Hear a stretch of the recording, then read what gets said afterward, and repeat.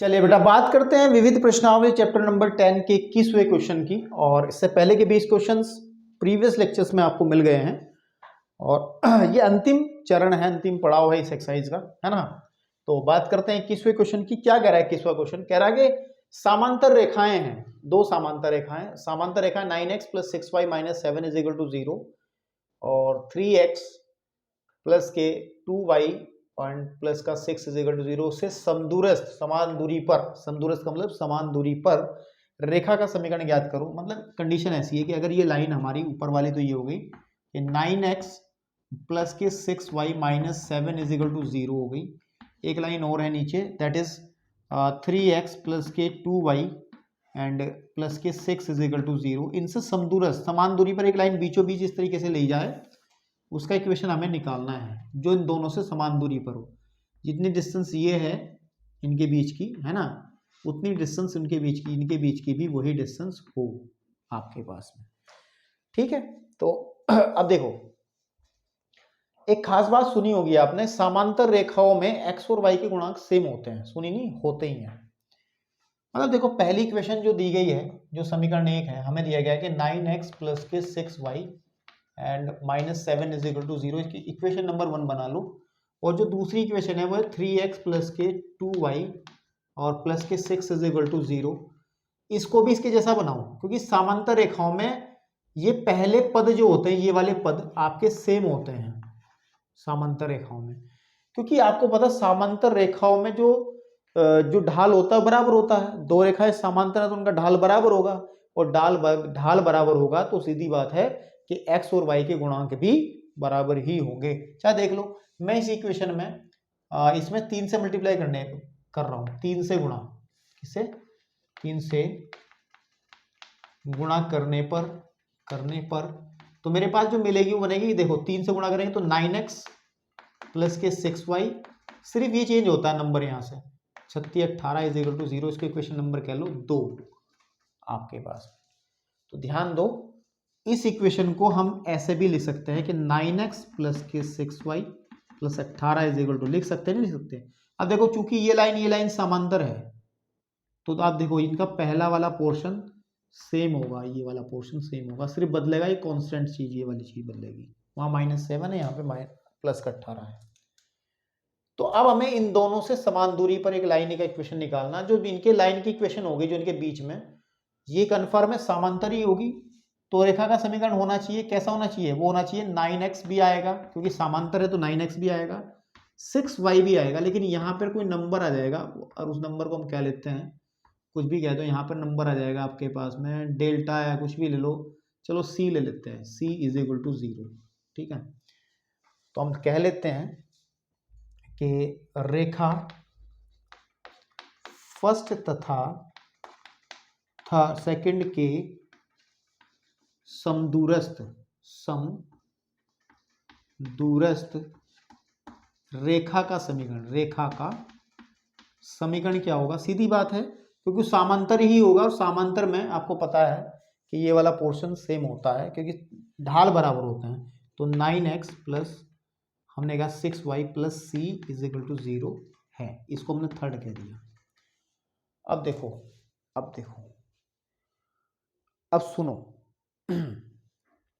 अब सुनो मेरी बात। हमने एक चीज पढ़ी थी, ठीक है ना, हमने दो रेखाओं के बीच की दूरी ज्ञात करने का फॉर्मूला पढ़ा था। और वो फॉर्मूला क्या पढ़ा था हमने? एक मिनट, लाइटिंग थोड़ी गड़बड़ है यार, नहीं ठीक है, लाइटिंग को दिक्कत नहीं। तो वो फॉर्मूला क्या पढ़ा था कि अगर हमारे पास में दो लाइन हो, एक लाइन सपोज कर लो a1x प्लस के b1y, है ना, नहीं समांतर होंगी तो ए बी तो सेम ही रहेगा, प्लस c1 = 0, और दूसरी लाइन हो ax प्लस के by प्लस के c2 = 0, इनके बीच की डिस्टेंस निकालनी है हमें d। ठीक है, तो मैंने पहले भी कहा समांतर है तो ये वाला पोर्शन तो सेम ही रहता है ना। तो आपको इनके बीच की डिस्टेंस निकालने का फॉर्मूला होता था c1 - c2 upon √of a² plus b²। ये फॉर्मूला हमने पढ़ाया था वहाँ आप लोगों को, ठीक है ना। ये वहाँ पर, हाँ एक चीज़ और थी, मोड़ आता था हमारे पास में। तो अगर मैं निकालता हूँ equation number 1, equation number third के बीच की डिस्टेंस, भाई ये तो 1 है एंड हमने इसको कंसीडर किया थर्ड, फिर इसको कंसिडर किया है हमने 2, तो फर्स्ट और थर्ड के बीच की जो डिस्टेंस है d, और जो आपके पास में सेकंड और थर्ड के बीच की वो सेम है ना, डिस्टेंस हमारी सेम है ना, तो हम लिख सकते हैं रेखा 1 व 3 के बीच की दूरी, बीच जो दूरी होगी बेसिकली वो कितनी हो जाएगी, mod of C1 minus C2। तो अगर ध्यान दिया जाए C1 है माइनस का 7 माइनस का C2, C2 का काम करेगा C upon under root of 9 square 81 and 6 square 36, ये हो जाएगा। ठीक है आपके पास में। इसी तरीके से रेखा हमारा जो सेकंड है, सेकंड व थर्ड के बीच की दूरी, बीच की जो दूरी है उसको भी उसी फॉर्मूले से C1 माइनस C2 यानी कि 18 minus C upon under root of 81 plus 36 होगा। ठीक है ना आपके पास में। अब इनको हमें सॉल्व करना है, इनको हमें सॉल्व करना है, तो थोड़ा सा मैं इधर से रफ कर लूँ जो एक्स्ट्रा चीजें लिखी हैं। ठीक है, और यहां से हमें करना क्या है, सिर्फ ये दोनों चीजें बराबर हैं, तो इसका मतलब क्या है कि माइनस, ये तो नीचे पॉजिटिव ही है, माइनस का 7 माइनस का C का जो मोड है upon under root of 81 plus 36 बराबर होगा अकॉर्डिंग टू क्वेश्चन, ये तो बात का इक्वी डिस्टेंस पे हैं, समान दूरी पर हैं, तो आ जाएगा 8 माइनस C का जो मोड है, 18 माइनस C का जो मोड है upon under root of 81 plus 36, सीधी बात है ये तो इससे कट जाएगा। तो अब हमारे पास जो कंडीशन बनी है वो बनी है कि माइनस का 7 माइनस का C का मोड जो है that is equal to 18 minus C, 18 minus C। ठीक है जी। अच्छा एक बात सुनो, इसको तो हम 7 प्लस C का मोड कर लें, ये माइनस तो खत्म हो जाएगा ना आपके पास, 18 माइनस C। ठीक है, 18 माइनस C, आपको पता 7 plus C is equal to हम लिख सकते हैं प्लस माइनस 18 माइनस C। तो पहले प्लस लेते हैं, प्लस लेने पर 7 plus C is equal to हो जाएगा 18 माइनस C, और इधर ले आएंगे तो आ जाएगा 2C इज इक्वल टू 25, नहीं 25 नहीं 11, क्योंकि ये घट जाएगा ना जाके, तो C की वैल्यू हो जाएगी 11/2, एक मान तो हमारा 11/9 निकल आएगा। ठीक है ना, 11/2 निकल करके आ जाएगा। ठीक है आपके पास में। लेकिन अगर नेगेटिव लें, माइनस लेने पर बात करें, हम बात करें तो 7 प्लस के C is equal to minus 18 और माइनस C, तो 7 plus C is equal to minus 18 plus C, C से C कैंसिल आउट हो जा रहा, यहाँ से कोई मान प्राप्त ही नहीं होगा, इसका मतलब माइनस लेकर के काम नहीं करना है, इससे कोई मान प्राप्त नहीं होगा, तो C का मान हमारा यही आ गया।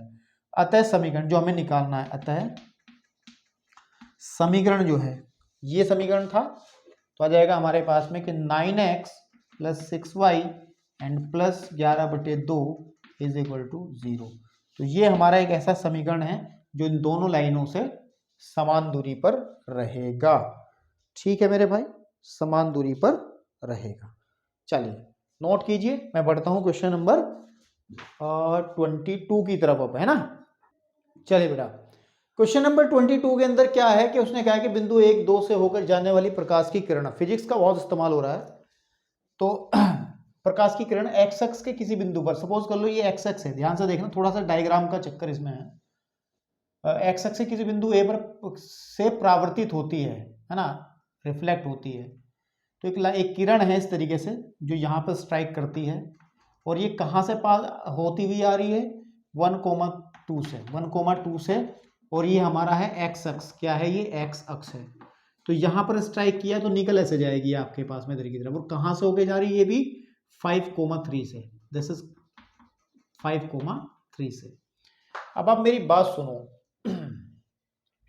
सुनो, हमें इस ए, ये वाला जो पॉइंट है ए, इसके कोऑर्डिनेट बताने, इसके कोऑर्डिनेट क्या होंगे, क्योंकि ये एक्स अक्ष है, तो एक्स अक्ष पे हमेशा वाई का कोऑर्डिनेट 0 होता है, तो मैं मान लेता हूं कि इसके कोऑर्डिनेट हमारे x, 0 हो जाएंगे, क्योंकि y कोऑर्डिनेट 0 रहेगा ना, कि केवल हमें x का ही वैल्यू निकालना है, हमारा काम बन जाएगा। अब इसके लिए मैं एक काम करता हूं, थोड़ा सा मैं इस वाले पॉइंट को P कह लेता हूं, इस वाले पॉइंट को मैं Q कह लेता हूं, ठीक है ना, और इस वाले पॉइंट को इधर की तरफ मैं सपोज x कह लेता हूं, और एक नॉर्मल आपको पता है जब हम लोग प्रकाश में परावर्तन पढ़ते हैं तो एक अभिलंब खींचना होता है जिससे हमारे एंगल्स की जानकारी मिलती है। तो मैं एक लाइन ऐसे बना लेता हूँ और उसको मैं कह लेता हूँ, ठीक है, उसको मैं क्या कह लेता हूँ, इसको मैं कह लेता हूँ एन ही कह लेता हूँ, ए एन। तो आपको पता है कि अभिलंब से ये वाला जो एंगल बनेगा, ये वाला, यानी कि ये तो आपतित किरण हो गई ना, आप फिजिक्स में पढ़ के आए होंगे, तो ये तो आपतित हो गई और ये परावर्तित हो गई। अभिलंब से आपतित किरण जो एंगल बनाती है आई उसको बोला जाता है, और रिफ्लेक्टेड रे जो बनाती है उसको आर बोला जाता है। ये दोनों बराबर होते हैं, I is equal to are. तो अब ये कह सकते हैं कि एंगल, अगर ये वाला एंगल हम इसको अल्फा कह देते हैं तो ये भी अल्फा ही है, ये भी अल्फा ही है। तो मेरे भाई अब ध्यान से सुनो। अच्छा आप एक बात सुनो मेरी, थोड़ा डायग्राम का ही खेल है। अगर मैं ए क्यू में एक काम कर लेता हूं, मान लेता हूं इस एंगल को थीटा बोल देता हूं मैं, अभी इसके बारे में कोई बात नहीं कर रहा हूं मैं, ठीक है। क्या कर लेता हूं कि माना जो एंगल है एक्स ए क्यू, उसको मैं थीटा कह देता हूं, ठीक है। अब आप मेरी बात ध्यान से सुनना। अगर ये एंगल थीटा है और एक्स अक्ष से बन रहा है, तो मेरे भाई सीधी सी बात है, अगर मैं ए क्यू का मैं ढाल देखूं तो वो ढाल कितना होगा, क्योंकि एंगल थीटा है, झुकाव तो टेन थीटा होगा, नहीं होगा, ठीक है। और इस टेन थीटा को निकालने का एक तरीका और है। वो तरीका क्या है, हमारे पास दो पॉइंट्स भी तो पता है ना, आपको पता है। तो यहाँ पे लिख भी सकते हैं, एक लाइन और आनी चाहिए थी, और यहाँ पे लाइन आनी चाहिए थी कि माना ए के जो कोऑर्डिनेट है वो x,0 है, ठीक है ना आपके पास में।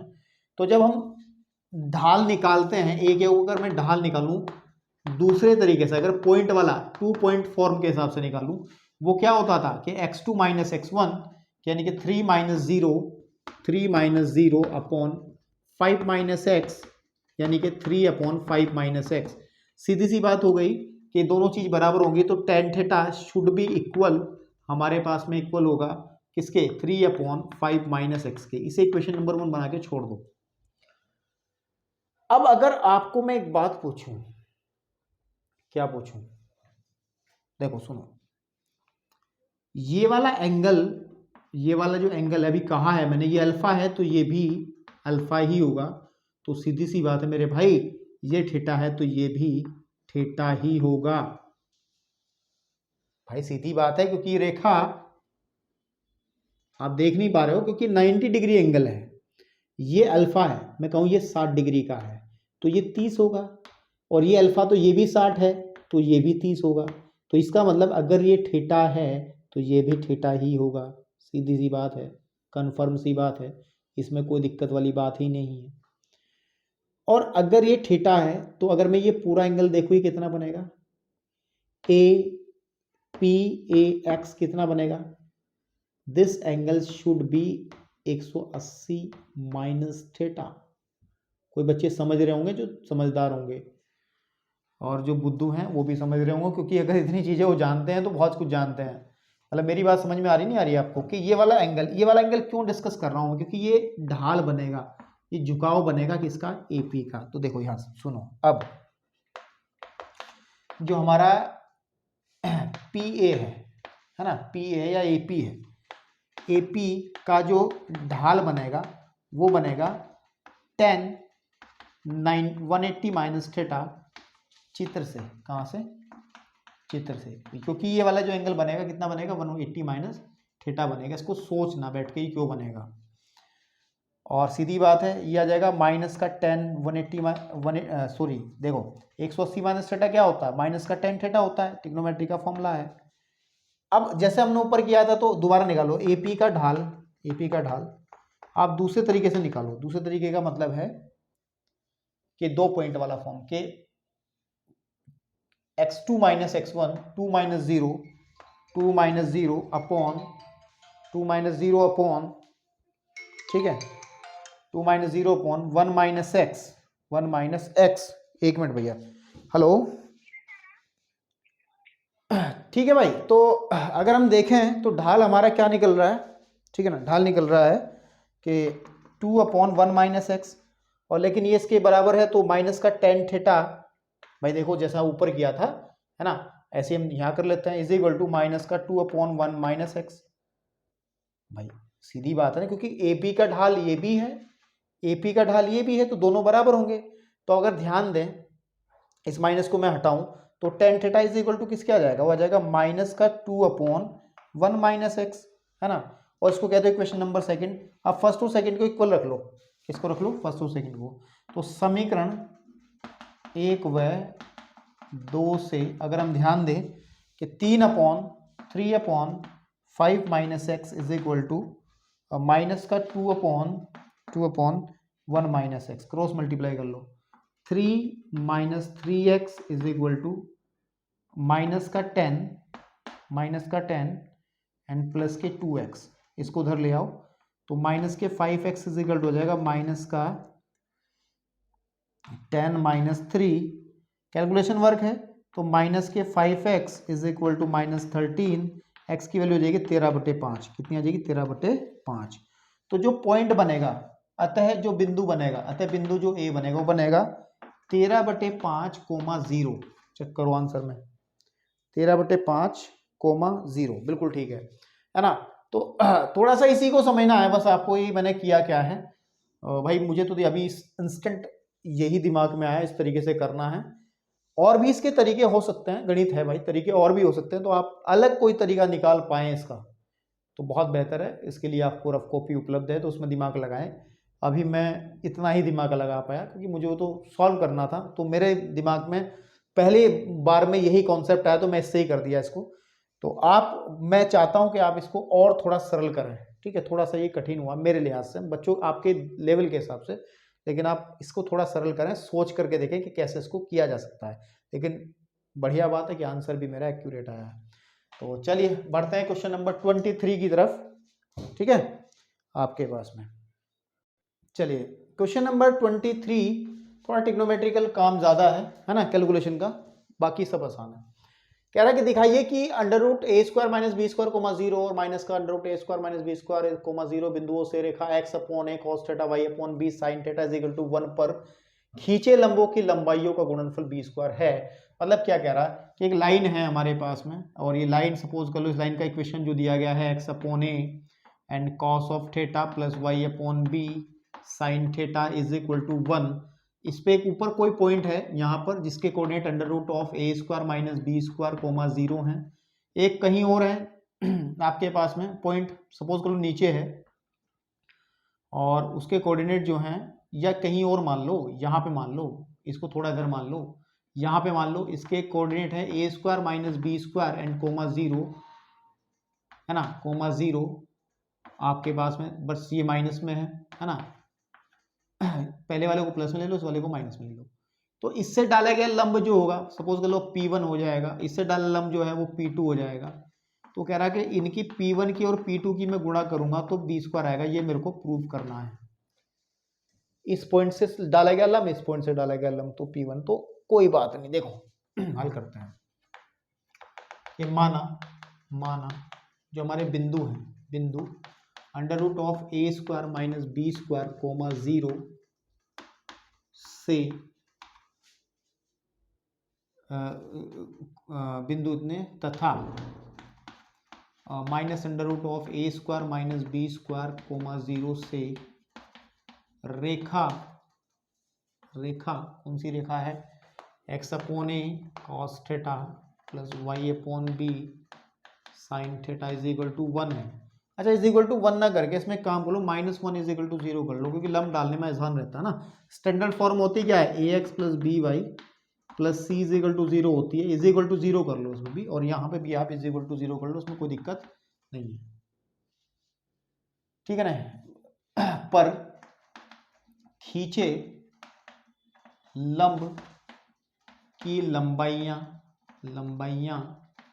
ठीक है ना, क्या देते हैं, क्रमशः P1 व P2 हैं, P1 व P2 हैं। तब ध्यान दोगे आप तो P1 क्या आ जाएगा, P1 होगा, आपको पता है P1 कैसे निकालेंगे, ये वाला पॉइंट, इस वाले को P1 को, उधर वाले को, इसको x की जगह तो ये भर देंगे, y की जगह 0, तो x की जगह जब हम भरेंगे ये, तो आ जाएगा under root of A square minus B square upon A and cos theta plus 0, क्योंकि y की जगह तो 0 भरा जाएगा ना, and minus 1 upon under root of, है ना, आपके पास में आ जाएगा कॉस स्क्वायर थीटा अपॉन ए square plus sine square theta upon B square. ये क्या हुआ, जब हम लंब की लंबाई निकालते हैं, आपको पता है कि हमारे पास ये पॉइंट अगर x1 y1 होता है और ये ax plus b y plus c is equal to 0 equation होती है, तो डाले गए लंब की लंबाई p कैसे निकलती है, ये पॉइंट इसमें भरते हैं ax1 plus b y1 and plus c upon under root of x के गुणांक का वर्ग ए स्क्वायर प्लस y के गुणांक का वर्ग बी स्क्वायर। तो यहाँ पे x का गुणांक क्या है, कॉस थीटा अपॉन ए स्क्वायर, y का गुणांक क्या है, sine theta upon B square. तो इसीलिए मैंने ये लिखा है, इसको थोड़ा सा सही कर लो, then P1 is equal to आ जाएगा कि चाहो तो एलसीएम ले लो या नहीं लोगे, ठीक है ना, एलसीएम लोगे या नहीं लोगे, थोड़ा सा सिंप्लीफाई करके छोड़ दें क्या, चलो ऐसे ही छोड़ो उसको, थोड़ा सा सिंप्लीफाई करके छोड़ दो, A square minus B square upon A cos of theta minus 1 upon under root of, इसको भी एज इट इज रख दो, cos square of theta upon A square plus sine square of theta upon B square. अब हम करते हैं, अब निकालते हैं P2। P2 का मतलब है जब इस पॉइंट से इस पर लंब डालेंगे तो सिर्फ फर्क आएगा किस चीज का, माइनस का, यहाँ पे सिर्फ माइनस आ जाएगा, minus under root of A square minus B square upon A and cos theta and minus 1 upon, नीचे वाला पोर्शन सेम रहेगा कि कॉस स्क्वायर थीटा अपॉन ए square plus sine square theta upon B square. ठीक है, नीचे दिख रहा है, नहीं दिख रहा, फ्रेम में आ रहा है नहीं आ रहा, नीचे वाला पूरा ये कैमरे के फ्रेम में, हाँ बिल्कुल बाउंड्री पे ही जा रहा है। तो P1 P2 हमने निकाल लिए हैं, P1 P2 हमने निकाल लिए हैं। तो इस डायग्राम को आप नोट कर लेना कहीं भी थोड़ा समझने के लिए, ठीक है। P1 P2 हमने निकाल लिए हैं मेरे बेटा। तो अब हम क्या करते हैं, अब हम जो हमें निकालना वो काम करते हैं। हमें निकालना क्या है, बेसिकली हमें निकालना P1 गुणे P2, P1 गुणे P2, अब है ना, ये तो करना है। तो P1 की वैल्यू कितनी है, निकाली ऊपर, under root of A square minus B square upon A cos theta minus 1 upon under root of cos square theta upon A square plus sine square theta upon B square multiplied minus under root of A square minus B square upon A cos theta minus 1 upon under root of cos square theta upon A square plus sine square theta upon B square. ये तो है, ठीक है master जी, okay. अब ध्यान दो, अब ध्यान दो, दैट इज इक्वल टू, थोड़ा मैं यहाँ से शुरू करूँगा, P1 गुणे P2 करते हुए, क्योंकि मुझे कैलकुलेशन वर्क ज़्यादा करना है। ऊपर देखो जरा, ऊपर इसको तो कुछ नहीं कह सकते, तो बड़ा सड़ा हुआ बैठा है, बिल्कुल इसको कुछ कहने की जरूरत नहीं है, ठीक है। लेकिन इसमें से माइनस माइनस कॉमन निकल सकता है, माइनस निकाल लो बाहर, अंदर आ जाएगा under root of A square minus B square upon A cos of theta plus 1, है ना, अपॉन, नीचे दोनों सेम चीज़ है, रूट हट जाएगा तो लिखेंगे कॉस स्क्वायर थीटा अपॉन ए square plus sine square theta upon B square. इतना क्लियर हो गया होगा, दैट इज इक्वल टू, थोड़ा ध्यान दो, a minus b a plus b, है ना, अगर इस पद को a मान लें तो a माइनस बी और आपको a प्लस बी, तो दो पदों के वर्गों का अंतर वाला फॉर्मूला, बेसिक फॉर्मूला ए स्क्वायर माइनस बी स्क्वायर, एक बार जुड़ रहा है एक बार घट रहा है, तो आ जाएगा पहले पद का वर्ग A square minus B square upon A cos theta का होल स्क्वायर माइनस 1 का स्क्वायर अपॉन ये वाला कि कोस स्क्वायर थीटा अपॉन ए स्क्वायर और प्लस साइन स्क्वायर थीटा, यार एलसीएम ले लेते हैं इसका बी स्क्वायर, या अभी नहीं लेना चाहते हो आप एलसीएम, इसका लेना तो पड़ेगा भाई। चलिए अब देखो P1 गुणे P2 तो निकालना है, चलिए देखो ऊपर ध्यान से देखो, ऊपर की तरफ अगर मैं इसको सही लिखूंगा तो आ जाएगा A square minus B square, अंडूट हट जाएगा इसका, अपॉन नीचे जो a है उसका ए स्क्वायर हो जाएगा, यहाँ पे जाएगा कोस स्क्वायर थीटा और माइनस 1 बटे, अब आप एक काम कर सकते हो, इसका एलसीएम ले सकते हो, एलसीएम आ जाएगा ए स्क्वायर और बी स्क्वायर और यहाँ पे आ जाएगा cos square theta, B square cos square theta plus ए स्क्वायर साइन स्क्वायर थीटा। थोड़ा आगे बढ़ो, इसका भी एलसीएम ले लो, ऊपर आ जाएगा A square minus B square और cos square theta minus A square upon, ध्यान से देखना, A square upon B square cos square theta plus A square sine square theta upon A square और बी स्क्वायर। देखो ये ऊपर जाएगा ना, इस ए स्क्वायर से ये स्क्वायर कट जाएगा, ठीक है, और ये बी स्क्वायर ऊपर चला जाएगा। तो अगले स्टेप में होगा क्या, मैं बी स्क्वायर को यहाँ रख लूँगा और अंदर की तरफ हमारे पास क्या, इस कोस स्क्वायर थीटा की मल्टीप्लाई कर लो अंदर, ठीक है, इस कोस स्क्वायर थीटा की मल्टीप्लाई कर लो अंदर, ठीक है, आपके पास में। तो जब इसकी मल्टीप्लाई अंदर करेंगे तो आ जाएगा A square cos square theta minus B square cos square theta, ठीक है, और माइनस का ए स्क्वायर, ठीक है, अपॉन यह आ जाएगा नीचे b square cos square theta plus के a square sine square theta, ठीक है बेटा, आपके पास में। ओके, ठीक। अब ध्यान से देखो, P1 into P2 is equal to लंबों का गुणनफल। अब ध्यान दो, बी स्क्वायर तो एज इट इज रहेगा जो है। अब देखो इसमें से और इसमें से ना मैं माइनस का ए स्क्वायर कॉमन निकालता हूँ, मतलब ए स्क्वायर कॉमन निकालता हूँ, तो अंदर क्या बचेगा, कोस स्क्वायर थीटा माइनस 1, क्योंकि देखो इसमें से और इसमें से निकाल रहे हैं, तो कोस square theta minus 1 and minus का बी स्क्वायर और साइन स्क्वायर ऑफ थीटा, ठीक है, ये आ जाएगा आपके पास में ब्रैकेट बंद अपॉन नीचे जो है वो है ही B square cos square of theta और A square sine square of theta, ठीक है। अब थोड़ी सी जगह मुझे चाहिएगी यार, थोड़ी सी जगह मेरे को चाहिएगी, ठीक, आपके पास में। मेरे को थोड़ा सा कहीं डाउट हो रहा है यार, इसमें ए स्क्वायर जो है ये माइनस का ए स्क्वायर माइनस का 1, ठीक है, तो इसमें कहीं माइनस का मिस्टेक मैं कर दिए हूँ हल्की सी, एक बार देख लूँ फिर बताता हूँ। नहीं, ठीक जा रहे हैं, आप ऐसे भी कर सकते हैं, कोई दिक्कत नहीं है, कोई दिक्कत नहीं है, ठीक जा रहे हैं। तो मैं यहाँ से रफ कर रहा हूँ भाई, ये वाला पोर्शन आप लोग नोट कर चुके होंगे, ठीक है।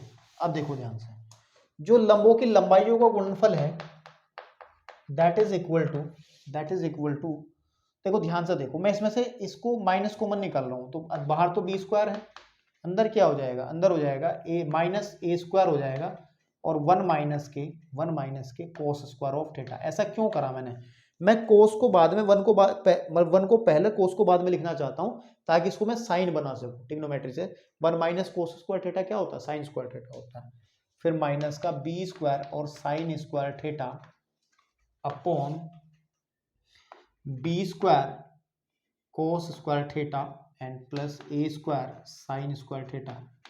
आप समझ पा रहे होंगे और उम्मीद करता हूं कि आपको समझ में आ भी रहा होगा। ये कहाँ से आ गए यहाँ, B square sine square theta कहाँ से आया, ये वाला B square sine square theta कहाँ से आया, B square cos square theta ही है ये, ठीक है ना, क्योंकि वो देखो ना आप, तो यहाँ पे कोस स्क्वायर थीटा ही है। तो देखो बी स्क्वायर अंदर देखो ये आ जाएगा माइनस का A square sine square theta minus B square cos square theta, हो गया काम, और B square cos square theta plus A square sine square of theta. देखो माइनस कॉमन निकालो, ऊपर आ जाएगा माइनस का बी स्क्वायर और आपके पास में आ जाएगा A square sine square theta plus B square cos square theta upon B square cos square theta plus A square sine square theta. अच्छा एक बात ध्यान दो, ये पूरा ब्रैकेट इससे कट जाएगा, नहीं कट जाएगा, देखो A square sine square theta, A square sine square theta, B square cos square theta, B square, तो बचेगा P1 और P2 की जो मल्टीप्लाई है that is equal to minus के बी स्क्वायर। लेकिन आपको पता P1 और P2 दोनों लंबाई कभी माइनस में नहीं होती हैं, तो इसका मतलब हम माइनस छोड़ सकते हैं और P1 गुणा P2 को हम लोग डायरेक्टली B² लिख सकते हैं। लेकिन आप एक काम और कर सकते थे, अगर आप 1 को शुरू में इसको बाद में रखोगे, क्योंकि आपको पता है जब लंब की लंबाई निकालते हैं तो मापांक निकालते हैं, मोड से निकालते हैं ताकि पॉजिटिव आए। हमने मोड कहीं लिया नहीं है, इसलिए माइनस का थोड़ा सा अंतर बाद में आया है, लेकिन आप इतना करके छोड़ सकते हैं, देयर इज नो प्रॉब्लम। ठीक है, तो चलिए बढ़ते हैं question number, last question of this exercise 24। चलिए बेटा क्वेश्चन नंबर 24 भी बड़ा सरल है, सरल है लेकिन ड्रामे ज्यादा हैं यार। मतलब जो ये लास्ट की एक्सरसाइज आई है, इस एक्सरसाइज के अंदर क्वेश्चंस की लैंग्वेज बहुत बड़ी बड़ी है, बातें तो सारी वही इस्तेमाल हुई हैं जो हमने अब तक सीखी हैं, कोई अलग बात नहीं है। चलिए इसको भी निपटाते हैं, अंतिम सवाल है इस चैप्टर का, तो इसको थोड़ी इज्जत देते हुए करते हैं। एक व्यक्ति समीकरणों 2x - 3y + 4 = 0 और 3x + 4y - 5 = 0 से निरूपित सरल रेखीय पथों के संधि मतलब जहां आपस में मिलते हैं दो रास्ते, बिंदुओं पर खड़ा है और समीकरण इतने के अनुदिश पथ पर न्यूनतम समय में पहुंचता है। ठीक है, उसके द्वारा अनुमानित पथ का समीकरण हमें बताना है। देखिए वो कहाँ खड़ा है पहले समझिए, दो लाइंस हैं, सपोज कर लो पहली लाइन है जिसकी इक्वेशन हमें दी गई है 2x - 3y + 4 = 0, और ये दूसरी लाइन है जिसका इक्वेशन दिया गया है 3x + 4y - 5 = 0। वो यहाँ पे खड़ा है, इस पॉइंट पर से निरूपित रेखीय पथ पर खड़ा है और समीकरण इतने के अनुदिश से निरूपित पथ पर आपके पास में पथ पर न्यूनतम समय में पहुंचता है। यहां पर कोई दूसरी लाइन है, यहां से वो चलता है, इस पथ पे जाता है, यूं जाता है यहां पर। ठीक है ना, ऐसा ही तो है, एक बार किताब से देख लो जरा। ठीक है ना, ओ ए का इक्वेशन हम लोग इसको कंसीडर कर लेंगे। अगर इसको मैं ओ पॉइंट को ओ कह दूं, इस वाले को ए कह दूं, इस वाले को मैं बी कह दूं, तो ये वाला तो हो गया, यानी कि वो इन रास्तों पे तो वो खड़ा है, यहाँ जंक्शन पे खड़ा है, संधि पे खड़ा है। और फिर भाई साहब कह रहे हैं कि हमें निकालना क्या है, हमें निकालना है ए बी का इक्वेशन। ठीक है ना, equation of shortcut path, O M का इक्वेशन निकालना है। अगर मैं इस पॉइंट को मैं एम कह देता हूँ, तो इस ओ एम का इक्वेशन निकालना है। और ए बी का इक्वेशन क्या दिया है इन्होंने, अगर हम इस क्वेश्चन से निकालने का प्रयास करें तो ओ ए हाँ, इस ए बी का इक्वेशन है 6x - 7y + 8 = 0। इसका इक्वेशन निकालना बहुत सरल है। देखो सुनो मेरी बात, मैं समझाता हूँ क्या है कि दो पथ हैं हमारे पास में, दो रास्ते हैं, एक रास्ता ये है, एक रास्ता ये है। इन रास्तों के जो जंक्शन है, संधि है, वहां पर कोई व्यक्ति खड़ा है और वो इस रास्ते पे जाना चाहता है। शॉर्टर डिस्टेंस का मतलब लंबवत। देखो यहां से यहां तक की न्यूनतम दूरी का मतलब है कि भाई न्यूनतम दूरी क्या होगी, लंबवत ही तो होगी, 90 डिग्री एंगल बनाते हुए। तो हम इस ओ एम का इक्वेशन निकालना है, इसका समीकरण निकालना है। इसका समीकरण आसानी से निकल आएगा। सबसे पहले आप क्या करोगे, इस लाइन की इक्वेशन को सॉल्व करके, यानी कि इसको फर्स्ट कह लो, इसको सेकंड कह लो, आप पहले इस ओ यानी कि इस पॉइंट के कोऑर्डिनेट निकाल लो और इसके जो निर्देशांक निकलेंगे, ठीक है ना, इसके जो निर्देशांक निकलेंगे वो मैं बता दूं 31/17 - 11/17 मैंने सॉल्व किया था। 31/17 और माइनस के क्या निकला था, 31/17 माइनस के 2/17, सॉरी माइनस के 2/17, तो ये आएगा, ये कोऑर्डिनेट आ गए इसके। अब एक पॉइंट पता है, इसका हमें क्या चाहिए, सिर्फ ढाल चाहिए। अब ढाल कैसे निकलेगा, ओ एम का जो ढाल होगा, का ढाल, और आपके पास में इस रेखा का जो ढाल होगा, यानी कि 6x - 7y + 8 = 0 का जो ढाल होगा, इनकी जो मल्टीप्लाई होगी, है ना, इनकी जो मल्टीप्लाई होगी -1 होगी, क्योंकि 90 डिग्री का एंगल है इनके बीच में। तो सीधी बात है, ओ एम का ढाल यहाँ से निकल आएगा। ओ एम का जो ढाल है, इसका ढाल क्या होगा, इसका होगा -x का गुणांक बटे y का गुणांक, है ना, = -1, इससे कट जाएगा। तो ओ एम का जो ढाल है वो आ जाएगा बेटा मेरे पास में 7/6।